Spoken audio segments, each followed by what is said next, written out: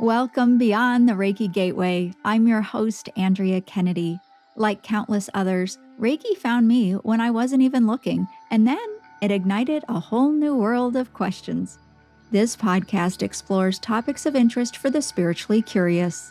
Join me for discussions and special guests on subjects such as past lives, crystal healing, spiritual awakening, ascension, energy healing, and more, all to assist and inspire you along your unique soul's journey. After hearing from so many of you requesting in-person Reiki training, I've gone and done it. I've scheduled classes right here in Ann Arbor, Michigan in October. Join me for a Reiki 1 and 2 class or a Reiki Master class. Plus, I've also scheduled a very special event you won't want to miss. Find out all the details and register at mainstreamreiki.com. Seats are limited, so I invite you to check it out quickly. Thanks so much for listening and being a fan of the show here. I can't wait to see you this October. Welcome to Beyond the Reiki Gateway, where we explore topics for the spiritually curious. Today, I am thrilled to have Dr. Linda Backman in the studio with me.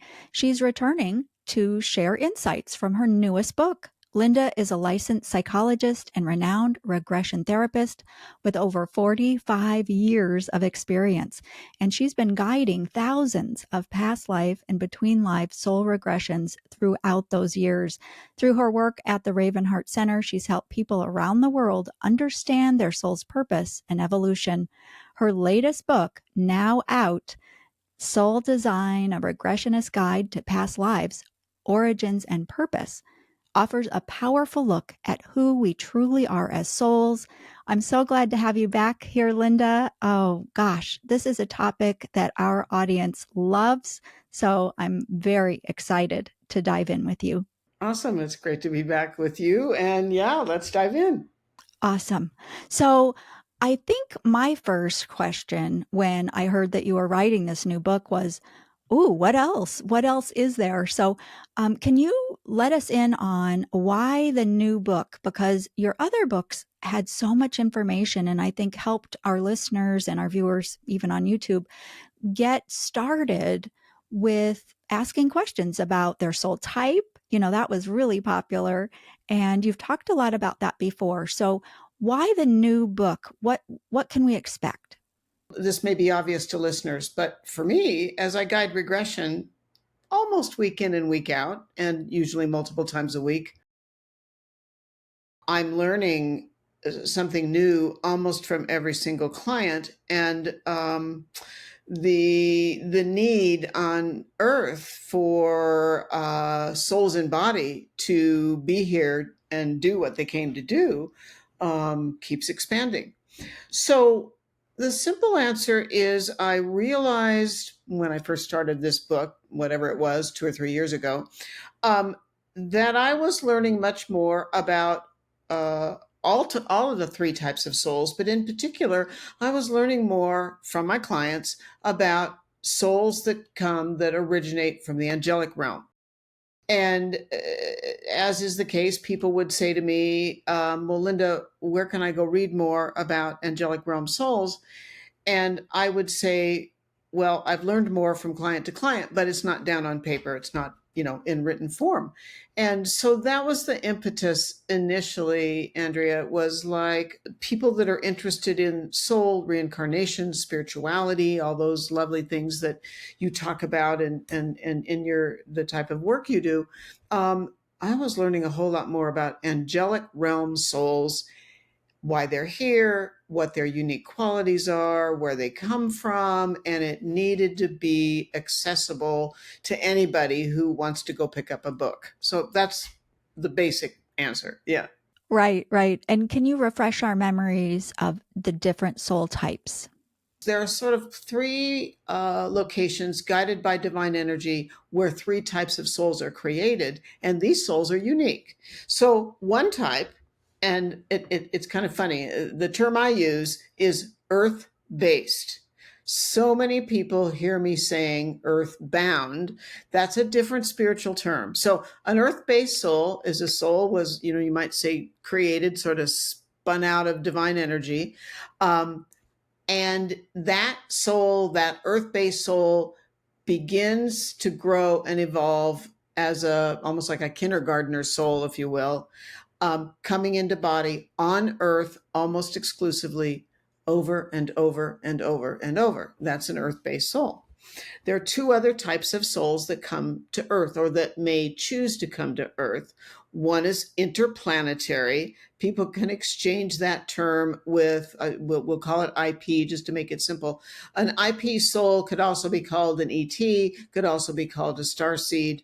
Those terms all mean the same. So an interplanetary soul, again, is, you might say, spun out or created somewhere outside of Earth's spiritual energy, somewhere else in the vast celestial realm, usually within the solar system, what we sort of narcissistic Earth people call the solar system, within the solar system that contains Earth. So that's an IP soul or an interplanetary soul. Then lastly, there are souls that come from the angelic realm. They're created in the angelic realm that serves source, serves the divine, serves whatever word people want to use, serves God, serves Great Spirit. There are lots of terms. And they are the emissaries. They are the ambassadors of source energy. And some angelic realm souls, or what I call AR souls, do come to Earth. Some do not. So those are the three types. Right. And if I remember correctly, angelic souls are the smallest group that are currently on Earth. Is that correct? That is correct, except that interplanetary and angelic realm souls are close to the same, you might say, percentage of humans. And I know we'll get into this. I think it'll be useful for us to talk with listeners about what's going on in the higher realm in terms of, and these are things I'm learning obviously from clients, what's going on in the higher realm in terms of the need for more interplanetary and more angelic souls. But yes, angelic souls is slightly smaller amount than IP. Ah, well, then I have to ask, Linda, because we kind of we put our toe in there. So can you just speak a little bit about the ratio Yeah, of the three types? I can, and the ratio might surprise people. It surprised me when I first learned about it. So if we think about humanity, we think about the human population, about somewhere in the range of 90%, maybe closer to 95% of all humans are earth-based souls and are, we might say, mid-range of evolutionary development. You know, they're sort of like, if you think about grades 1 through 12 that, you know, most Americans go to school, grades 1 through 12, you know, they're sort of maybe seventh graders or something like that. So then that, we'll call it 5 to 8% that remains of humans.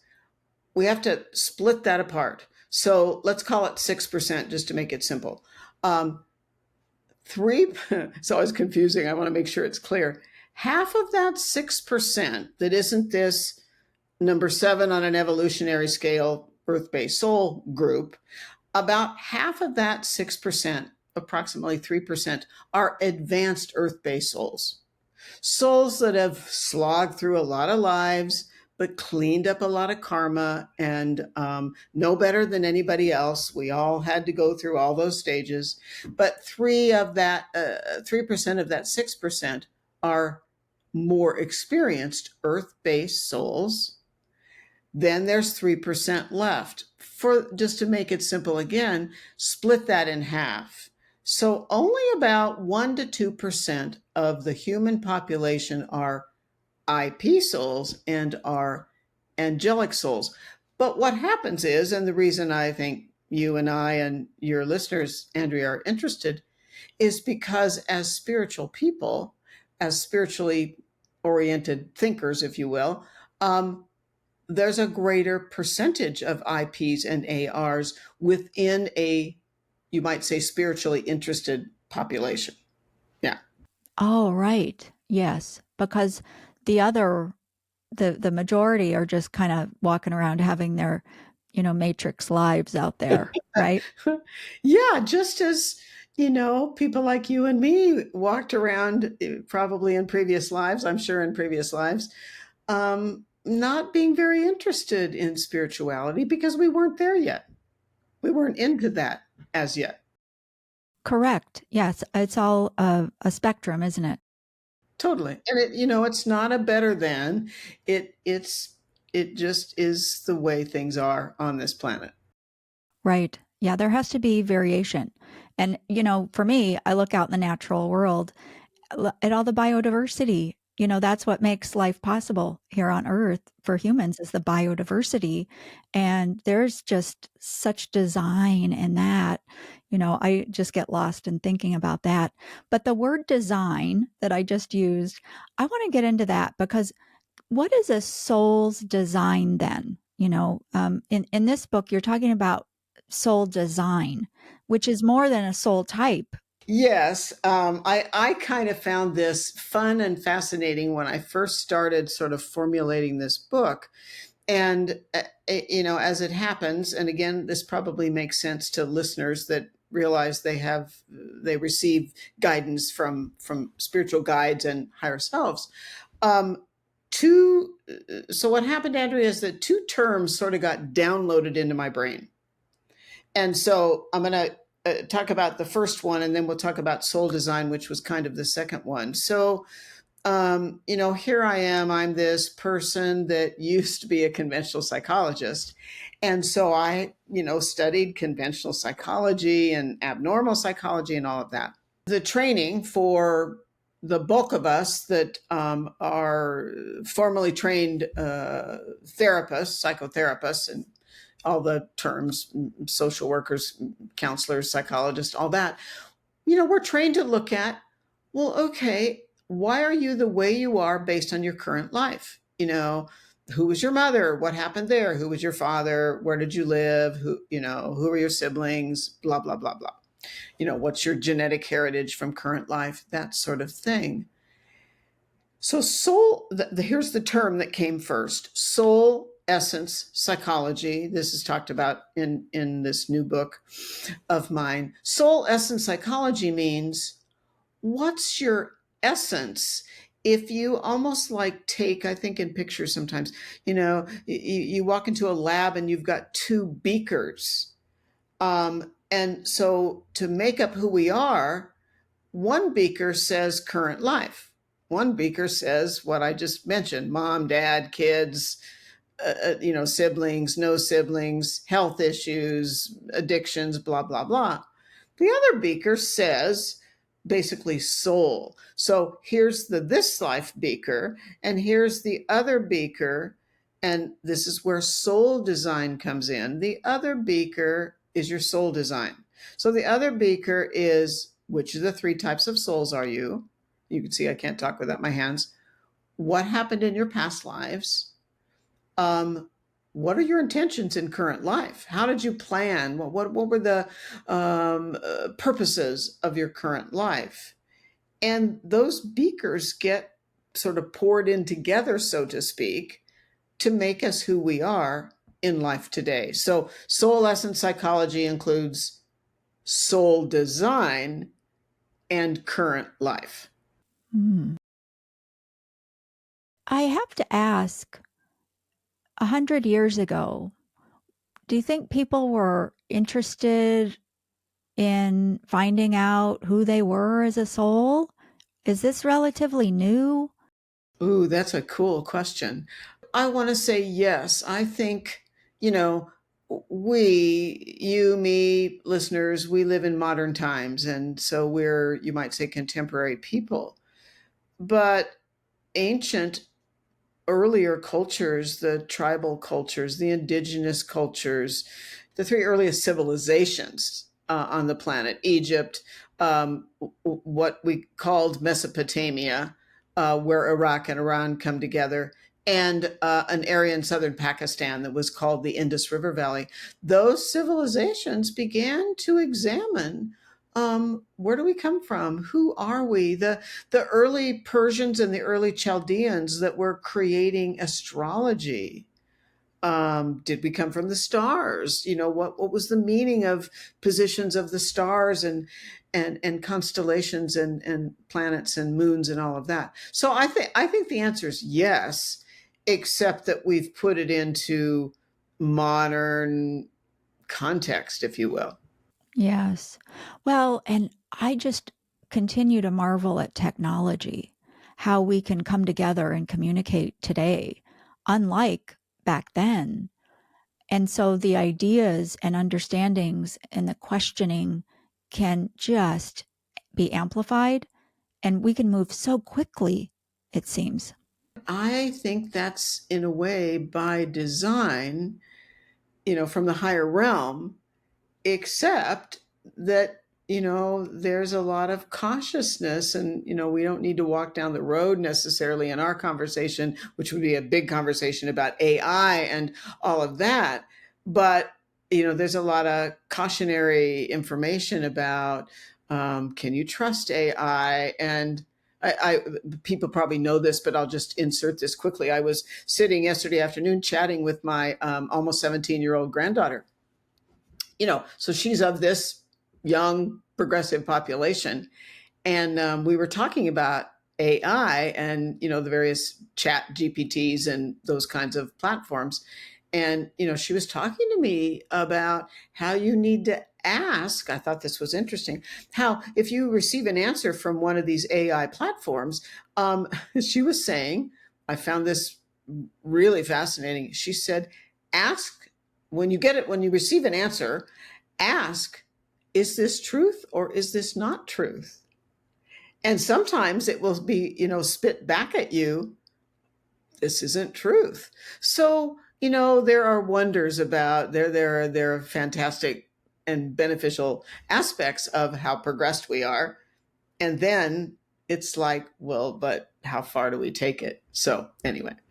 I love that example. I had my own personal thing with that. I mean, it was telling me just quickly, I needed a bio. I was going to participate in an event, and they asked for a bio. So for fun, I went to ChatGPT and I asked it to make a bio. It made up this whole fictitious interview that I had done, topics that I had talked about. And I was literally sitting there thinking, wow, I don't really remember that doing that podcast. I mean, it had me really believing. And then I asked it, I said, did I really do that? And it said, oh, no, There you go. you didn't. Yeah, yeah. Yeah. But at least it tells you, I mean, when you ask. But yeah, it's wild. It is really wild. Yeah, as long as you stay aware of, no, that's not healthy behavior. I'm not going to put that out there because I didn't really do those kind of things. The level of detail was astounding that it had come up with in all like about zero 0.5 seconds. It's remarkable, but all right. So yes, another conversation perhaps, but in this book too, you go into karmic and dharmic themes, which had you done that before? I don't seem to remember that. I don't know whether I've written about that. I certainly know from client work there are karmic and dharmic themes. Yeah. Yeah, can you talk about that and maybe just start with what those are?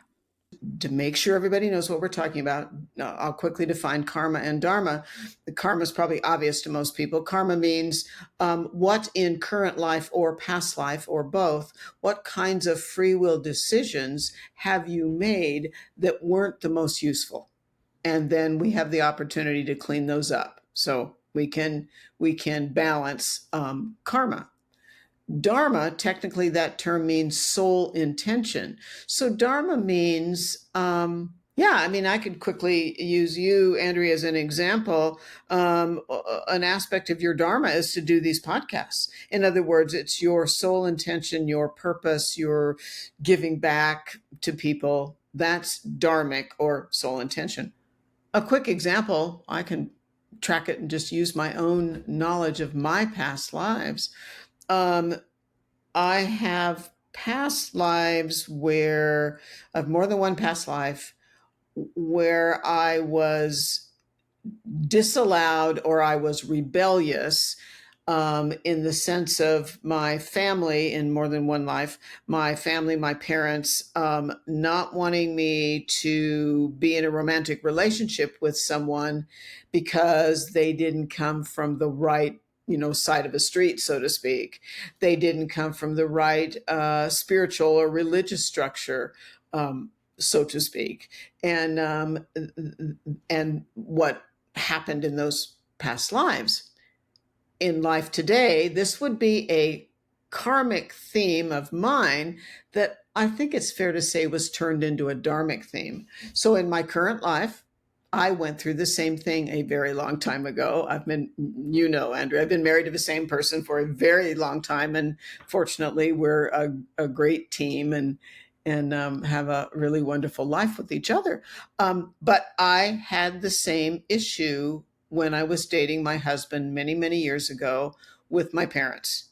My husband didn't fit the prescription, so to speak, that they were expecting. So they wanted me to stop dating this person to whom I've now been married, actually recently, 58 years of marriage. And of course, my parents came around and that was all resolved. But what was a karmic theme of, oh, we judge people based on their beliefs, their family, that sort of thing, is, I would hazard to say, is inappropriate. Um, and so balancing it and turning it into a dharmic theme is that I didn't allow my parents to tell me who to date or who not to date. Um, and today I have married children and they didn't fit, when they married, their spouse didn't fit some kind of prescription either. So that's an example of a karmic, and ultimately dharmic theme. So I have a couple of questions about this. So do you think or feel that maybe this was the lifetime to balance that out, to change course on that? That's a great question. I think the answer is yes. I think, this was a lifetime, uh, because of even what I do work wise, because I shifted dramatically from conventional psychology. I mean, now it's been many years ago, but into the type of spiritual work that I've done for now a long time. Um, yeah, it was like I was coming up against some important choices, you might say. And what that speaks to, and I think this would be useful for listeners to hear, is at times I'll have a new regression client, and the client, I'm meeting the client, I'm doing the interview before the regression, and the client, I've heard this many times, the client will say to me, "Oh, Linda, I'm just sure I'm a really young soul." And I'll say, "Well, what makes you so sure you're a really young soul?" And they'll say, "Well, my mother died when I was 12. Then I had to help raise my younger siblings. And then at age 18, I married someone, but it was not a great choice. So the marriage fell apart and, blah, blah, blah. I've had all these challenging situations in my life. And what I say to the client is, it may be you're at a later stage of evolutionary development because you're cleaning up. You decided at the soul level to clean up some pieces because you're finishing up, you're resolving some issues, and you crammed a lot into your current life. Mm, that's reassuring, I think, for a lot of people to hear. So I thank you for that. And then circling back, I have a follow up question. Number one, I just have to say that is really neat how you pointed out that same sort of dynamic, that same challenge about what was judged to be the norm between your relationship and then your work trajectory, right? I hadn't really thought of it like that, but when you pointed that out, it was like, aha. So the theme carried over, into a whole nother aspect of your life. And then do you, of course, we don't know this, right? But could a person with a similar type of situation, or you, in fact, expect that if and when you come back again, you're pretty much done with this, or do we not know? What do you think about that? Could it be the case that we could clean up an issue, and Right. then when we come back, that issue is resolved and isn't sort of going to show up in our life anymore? Yes, I think that's completely plausible. Because it seems to me that maybe when we talk about healing, that's what healing is. You know, the tying up of loose ends, the balance happens, decisions are made, things are rectified, and then perhaps it's just not an issue anymore. Or maybe at the very least, when if you come back and you're presented with that, maybe you become a teacher in that regard, you know, helping others work through that. Or it comes up in your life and it's no big deal and the decisions are easier to make. Well, because I do what I do work wise, I of course examine my own life. And so here's a quick example of what you're talking about. But first, I'll just say, yes, I think what you just said is very likely what happens. After one of our grandchildren was born, I realized this is probably going to bring up more questions. I realized that the soul of this particular grandchild is a soul I'd known in past lives, which of course you probably know, as do listeners. That's really common, that we're going to Mhm. come back into body with certain people. It doesn't have to be that there's something karmic to work out, but there may be something karmic to work out. And so over time, after this particular grandchild was born, and this grandchild's now a teenager, so it's been a number of years ago, but I began to realize that the way, I'll share this in a minute because listeners will wonder what I'm talking about. The way the birth situation happened with this grandchild was very unique, which I'll share in a minute. That I was to have a different relationship with this soul than the problematic relationship. This soul that became my grandchild was a sibling in a past life, and we had a conflictual, problematic relationship. To make a very long story short, that soul, as I just said, came back as one of my grandchildren. It just so happened that the birth process happened faster than was expected. And I ended up assisting in the birth of this grandchild. That's a long story, which I won't go into, but there was a need, for the father, my son-in-law, and myself to assist with the birth.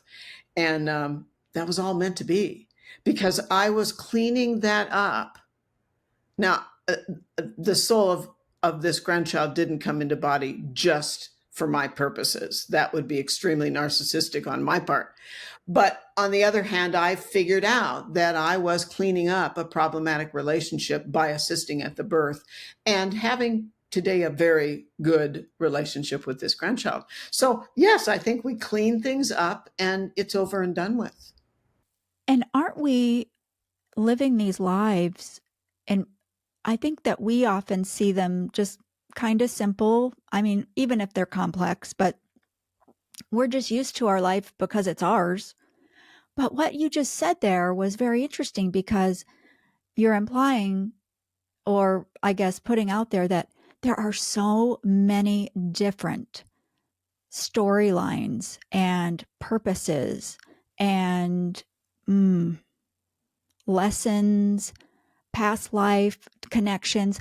It feels to me as we're talking that it's just enormously complex.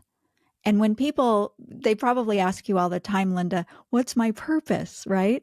And oh my goodness, can it be about 100 different things? Oh, for sure. For sure. Because, yeah. And again, that's a cool thing you're bringing up, because people talk about life purpose. And I always say, please verbalize it as life purposes, because we don't just have I mean, I didn't just agree to be a regression therapist. You didn't just agree to work in the world of Reiki and all of that. You made many more agreements than that, as did I. Yes. Yeah, I have to chuckle because it just goes to the human, uh, um, I guess, the human tendency to multitask. Boy, do we multitask. And I just don't think we realize it. But I think what we're doing here is just enormous and complex. But oh, another aspect, though, that I want to try to understand with all of this is archetypes. So, how do archetypes fit in with all of this material? Yeah. They absolutely do fit in. Okay, so here's how I understand it. Again, all this comes from regression after regression, and then doing some studying of various things. So it's my understanding from client work that okay, if people think about okay, imagine, this is always hard to explain. Imagine source energy. Imagine, and nothing's perfect, even though as humans we're kind of taught to believe that. But imagine that source energy is extremely high frequency, extremely healthy, and that sort of thing. So imagine we can take source energy, divine, God, whatever you want to call it, and subdivide it into 7 equal parts. And I'll explain here in a minute, but then I'll give people some resources because it's a little bit complicated. So imagine you take source energy and you subdivide it into 7 equal parts, and the 7 parts sort of build on each other. And so our soul energy has an archetype, and our soul has an immortal archetypal energy that's one of those 7 parts. It does not change. It does not change lifetime to lifetime to lifetime. But again, all 7 energies are important. So if I just, and I'm going to give, this is probably not the best thing to try to do it briefly to explain, but I'm sure listeners are going, so Linda, what are the 7? The 7, and you can give them a number, okay? And some people are going to realize this is a spin-off from something taught in theosophy. Okay. So in theosophy, we have Ray 1. Ray 1 is the impetus for change. That Ray 1 is what we call the change maker. And so think about people in our human culture who are change makers. Think about the field of music, for instance, and musicians that create a new type of music, or they just come into the forefront of their field, and there's something new of what they're creating. So that's the change maker. That's the number 1 energy, or the Ray 1 energy.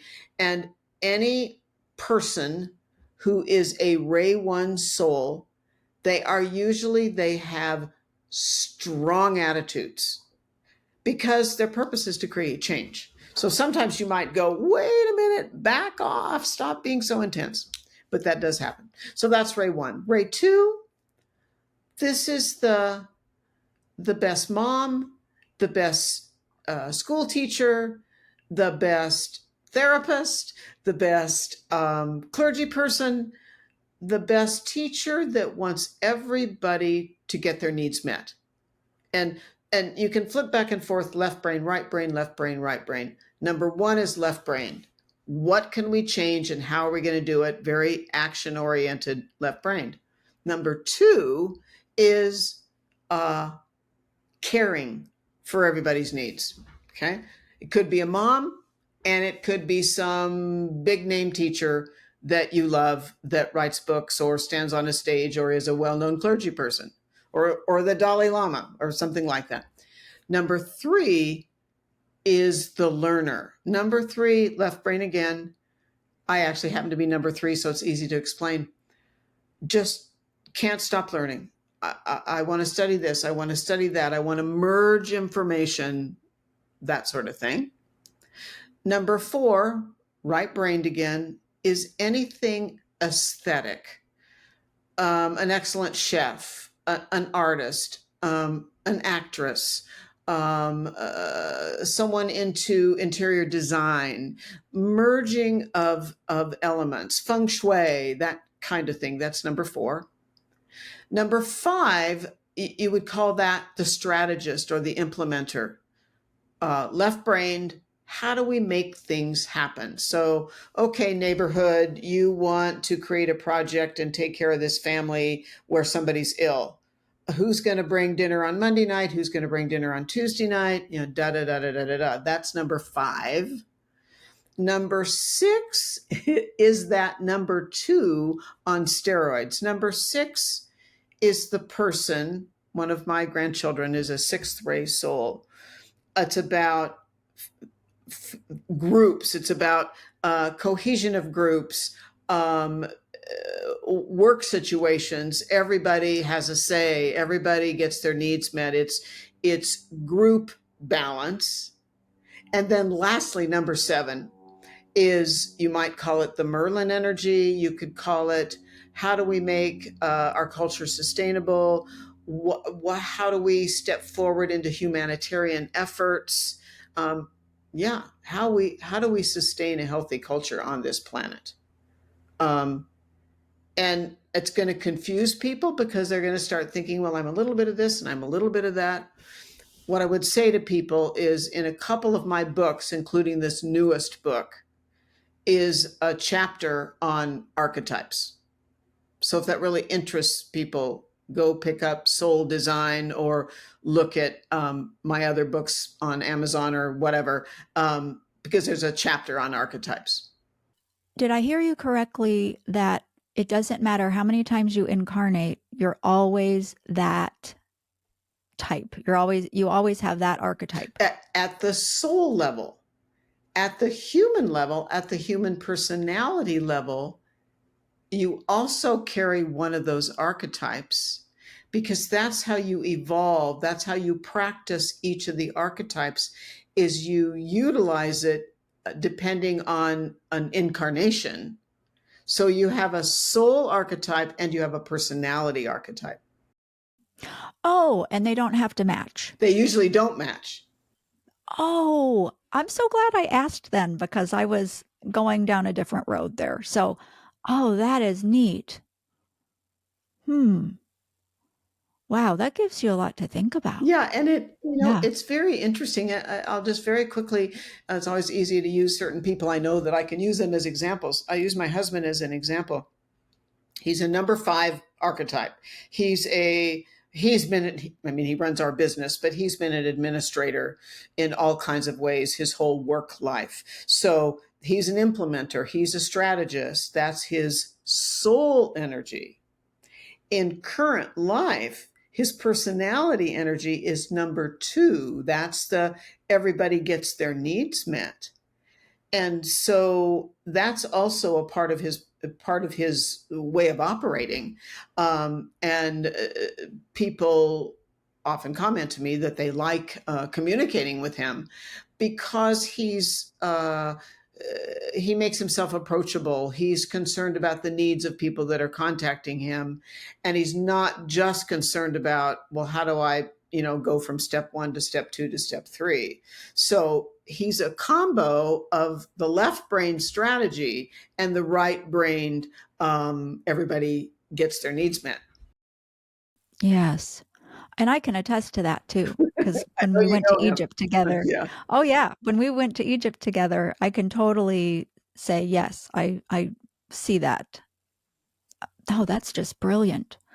Wow. You mentioned too that your granddaughter, you had a previous incarnation with her, a different relationship, and I would love to get into that. We hear the term soul pods. I believe you use soul groups. Are those the same thing? And gosh, why Why do we do that? Why do we travel in groups? Two thoughts, Andrea, come to my mind, so I'm trying to separate them apart. One is at a higher level. I would almost, this is how I put it a lot of the time, probably at a level above my pay grade, if I can put it that way, above my human pay grade. The notion of traveling, I like to call it a soul pod, but soul group works too. At a higher level, it was decided that souls would work together in soul pods, or call it soul homeroom. So when our soul is created, our soul becomes a member of a soul pod, which means that all of the souls in our soul pod, they're not exactly created at the same time, but that group or that pod serves the purpose of pushing each other's soul evolution, because those souls at the higher self level work together, and then those souls frequently come together in human life to work together, like my granddaughter and me. And so most of us, I'll add in a piece because some of your listeners have listened to me talk a lot about interplanetary souls and angelic realm souls. Earth-based souls come from a moderate sized pod, if you will.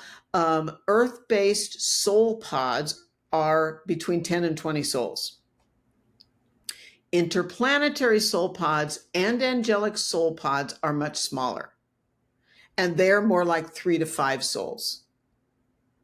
And so, like for me, because I'm an earth-based soul, I'm fairly familiar with some of the souls in my soul pod that I know as people, or have known, they may have crossed over in life today.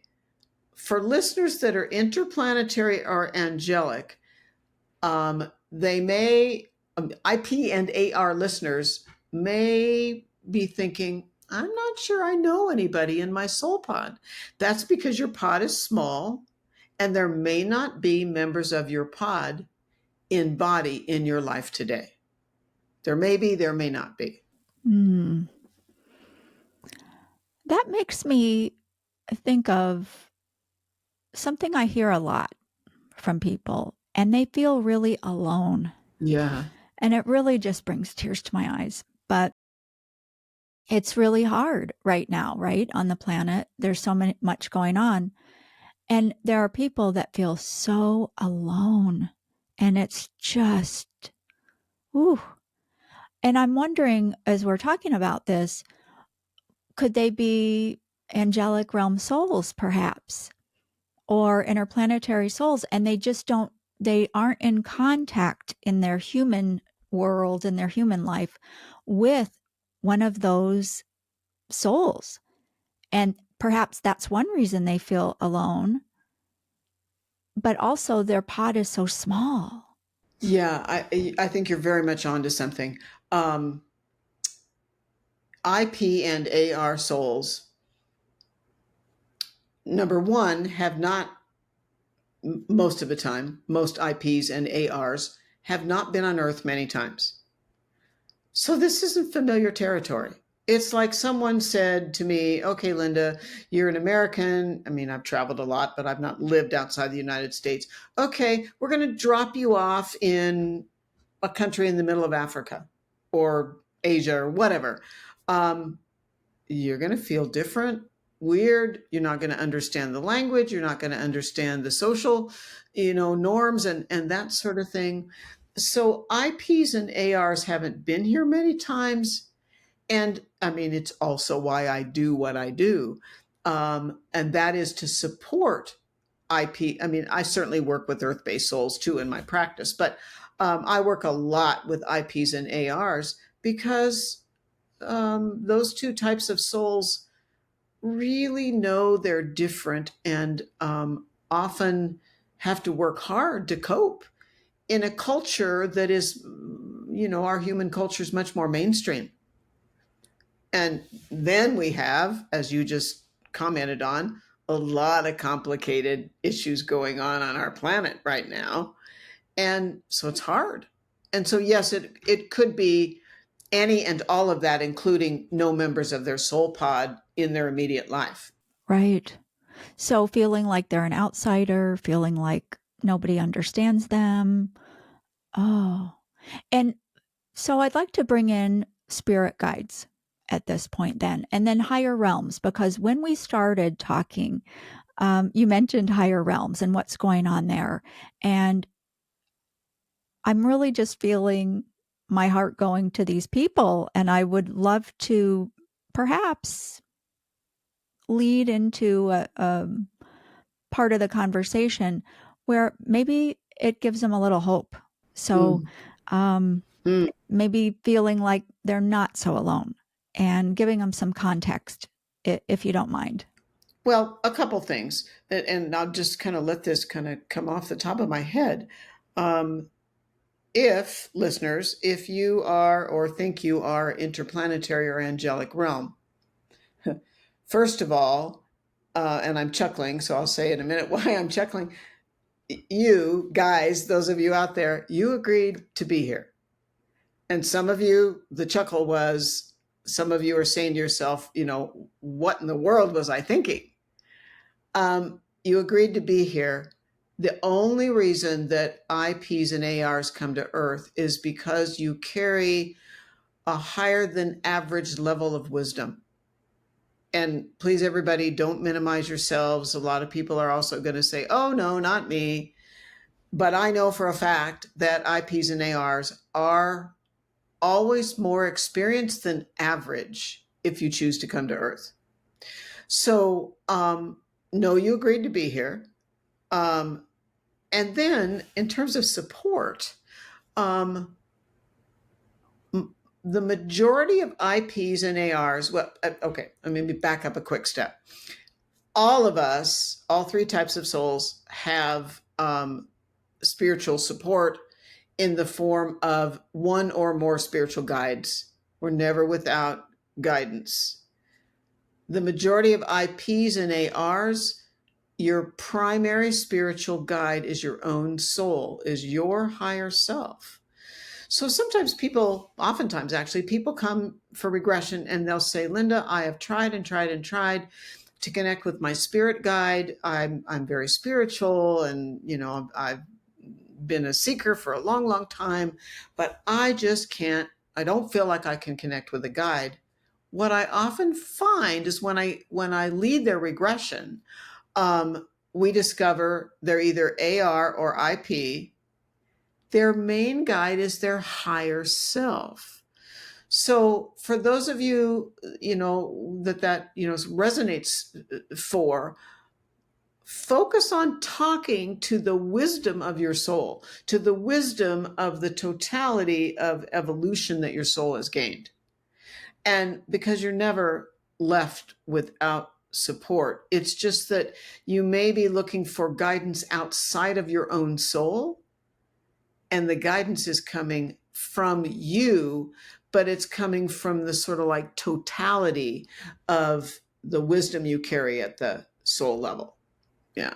And can you let us in on why that is? Because some I can hear them out there, Linda, and some of them are saying, "Well, how come I don't get spirit guides? What's wrong with me?" So there's nothing wrong with any of these three types of souls. The reason that IPs and ARs are, about my tracking, and I've checked this with my own guides, my tracking is about 80% of all IPs and ARs are primarily guided by their own higher self. It's because those souls, those IPs and those ARs, are quite experienced. Therefore, your own soul is so experienced. I'll say you, because it's your soul, you're capable of guiding your own incarnation. It doesn't mean you're left out. It doesn't mean, when you stood in line to get a spirit guide, someone said, pass, pass, that didn't happen. So what happens is, and you probably know this, Andrea, as do probably most listeners, we minimize ourselves. I mean, Yes. we're as humans, and oftentimes as women, if I can say that since I'm a woman, we minimize ourselves. So, talk to your higher self.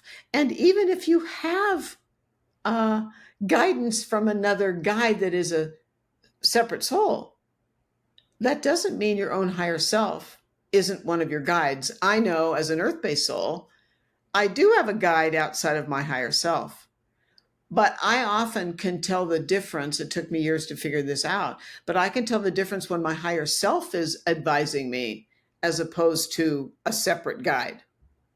I just am over here smiling because I so love that our conversation went here, because you're so right. We think the worst, right? It's like I'm lacking something, but in truth, you have everything you need and more. It isn't about that you're not good enough. You're actually that much that much more connected, that much brighter in your own guidance. And we often do that. We undermine ourselves instead of celebrate who we are. Yeah, I think in our human culture, there's so much fear that's taught.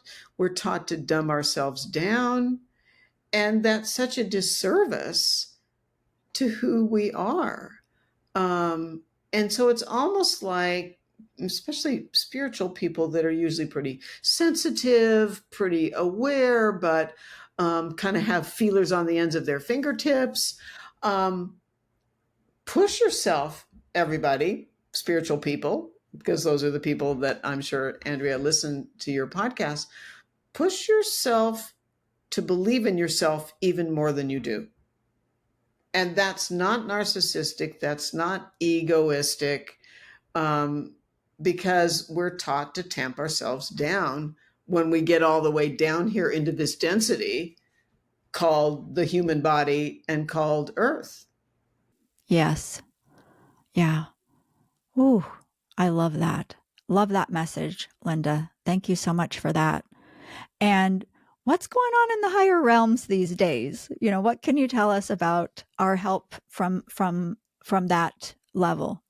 You probably will be able to relate to this really well, Andrea, because of traveling to Egypt in 2024.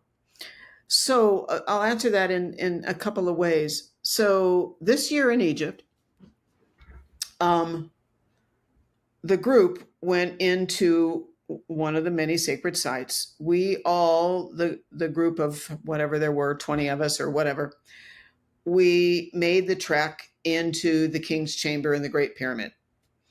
And we had a 2-hour private visit, just us, in this internal chamber in the King's Pyramid, which you've been there.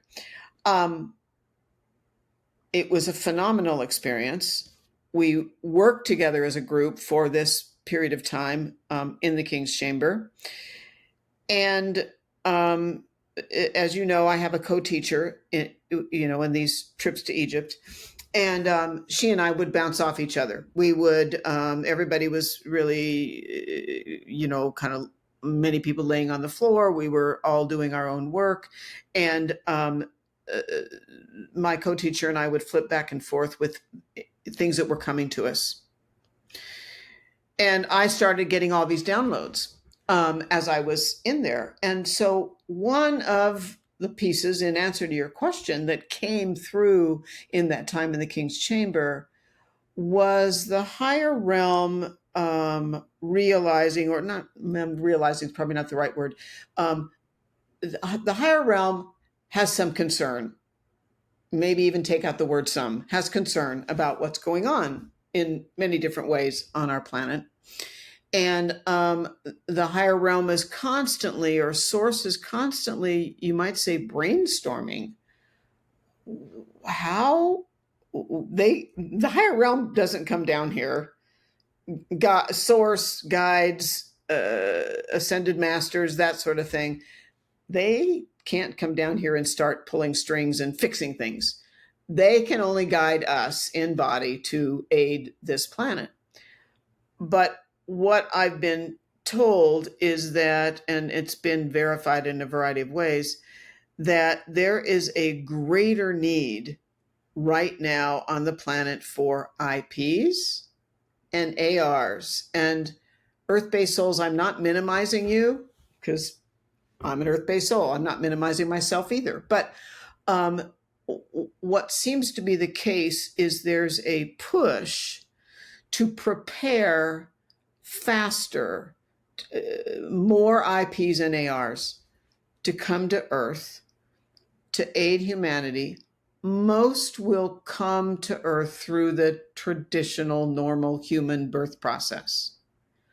But apparently, there will be a small number coming in through the process of a walk-in. And that's rare, but happens. And a walk-in, for listeners probably know what that means, but just to define it, a walk-in means at the soul level, and it's usually an earth-based soul. At the soul level, an earth-based soul is asked or is approached.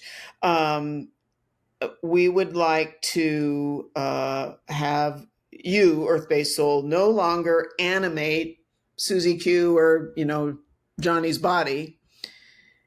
And there's an IP or an AR, usually an IP, that will take over and animate that body. There never are two souls animating one body.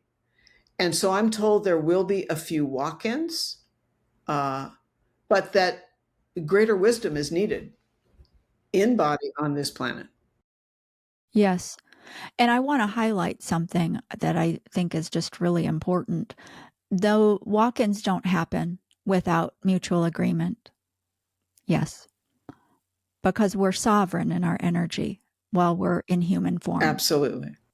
And it's just part of the contract, I would say. Yeah. It's not to say we won't be encouraged for that to happen, but we're never forced. No, everything is through agreement. And so, wow, that's really interesting. Really interesting. Because when you were talking, I was in my human brain thinking, yes, but birth rates are down all over the world, Linda. How is that going to happen, right? And so, yeah, the walk-in approach, which that'll be interesting for people who know those individuals. I think we're on the cusp of a lot of, and I'm going to use this word. This is the word that comes to me, but I think in an enlightened way, revolution. Yeah. I think there is revolution on many fronts happening. And I think there are going to be some unconventional methods, different ways, because I just feel like the visual is like squeezing the balloon and the air is forced into different directions that it wouldn't normally go. Yes. And I think just to sort of piggyback on what you're saying, there's a push for more and more humans to open their eyes to what does work on our planet and what doesn't work on our planet, and the needs of humans and animals and plants and the soil and all of that.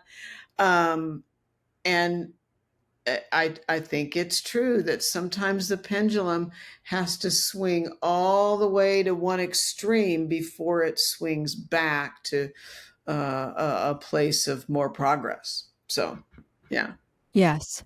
Yeah, I think that that's got to be a law or something, of just how evolution works. But so, oh my goodness. So we're going to have to wrap up, Linda. But so this book is brand new. It's just coming out and available right now. But in your heart, in your mind, you wrote this book. It is now out.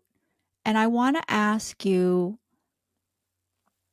what's your heart's desire that someone comes across the book, and what's the journey for them? What could it be? Well, what occurs to me, and it's what's beautiful about conversation like this, is it's spontaneous and we bounce off each other. It's that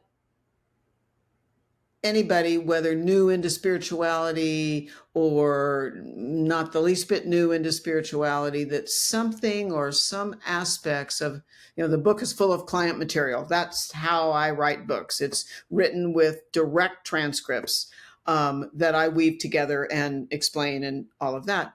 That people see something about themselves in something they read, and it sparks them to make a change, whether it's to believe more in themselves, whether it's to change their line of work, whether it's to get out of a relationship and into a new one, whether it's to find a new means of dealing with a health issue, whatever it might be. That's something in this book that is not just about the book has earth-based, interplanetary, and angelic realm client material. It has a chapter on grief and loss and how we deal with that, higher self guides, all of that. That there are nuggets that people find in the book that sparks them to alter something, even if it's just their belief in themselves, and move forward in their life. Yeah. While you were talking, the term lifeline came to me, like a literal lifeline. Isn't that interesting? Yes. That's exciting. And another word, empowerment. Yes. Totally. Yeah. And if they want to find out more about your work and Raven Heart Center, can you direct them how to best do that? Yeah. Easiest way is just go to my website, is Raven, like the bird, ravenheartcenter.com. And that's where people can find any information.